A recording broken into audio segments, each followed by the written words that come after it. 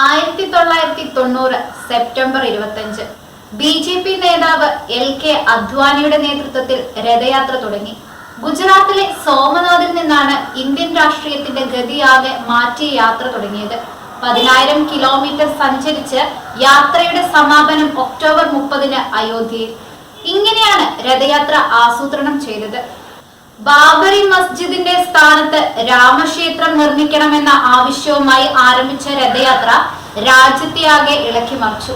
എന്നിട്ടും രഥയാത്ര മുന്നോട്ട് നീങ്ങി.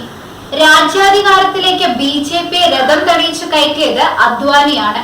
അയോധ്യയുടെയും ശ്രീരാമന്റെയും രാഷ്ട്രീയ മൂല്യം ആദ്യം തിരിച്ചറിഞ്ഞ നേതാവും അദ്വാനി തന്നെ.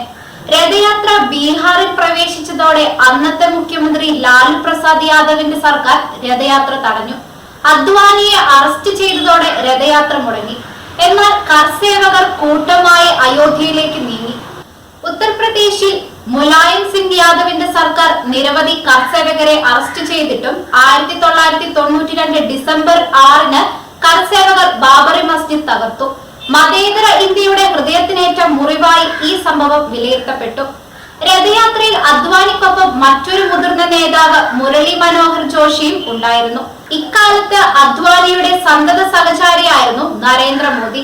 രഥയാത്രയും ബാബറി മസ്ജിദ് തകർത്തതും BJPക്ക് രാഷ്ട്രീയ നേട്ടങ്ങളായി. BJPയിലെ മിതവാദി എന്നറിയപ്പെട്ട അടൽ ബിഹാരി വാജ്പേയിയുടെ നേതൃത്വത്തിൽ കേന്ദ്രത്തിൽ BJP അധികാരത്തിലെത്തി. ഇടക്കാലത്ത് BJPക്ക് അധികാരം നഷ്ടമായെങ്കിലും വീണ്ടും പൂർവാധികം ശക്തിയോടെ BJP സഖ്യം അധികാരത്തിൽ തിരിച്ചെത്തി. അപ്പോഴേക്കും BJPയിലെ കിങ് മേക്കർ അദ്വാനിയുടെ കരുത്ത് ചോർന്നിരുന്നു. ഗുജറാത്തിന്റെ മുഖ്യമന്ത്രിയായി പെരുമയും അതിനൊപ്പം വിവാദങ്ങളിലും നിറഞ്ഞു നിന്ന നരേന്ദ്രമോദി BJP സഖ്യത്തിന്റെ നായകനായി. രാഷ്ട്രീയത്തിൽ നിന്ന് ക്രമേണ അദ്വാനി പിൻവാങ്ങി. അനിഷേധ്യ നേതാവായി മോദി ഉയർന്നു വന്നു. BJP എന്നാൽ മോദിയായി. മോദി ഏറ്റവും ശക്തനായ നേതാവായി വളർന്നു. അതിനിടെ ഒരു പൊതുവേദിയിൽ മോദി അദ്വാനിയെ അവഗണിച്ചത് വലിയ വാർത്തയായി. രഥയാത്രയ്ക്കും രാമക്ഷേത്രം തകർത്ത സംഭവത്തിനും ശേഷം 3 പതിറ്റാണ്ട് പിന്നിടുമ്പോൾ അയോധ്യയിൽ രാമക്ഷേത്രം യാഥാർത്ഥ്യമാകുന്നു.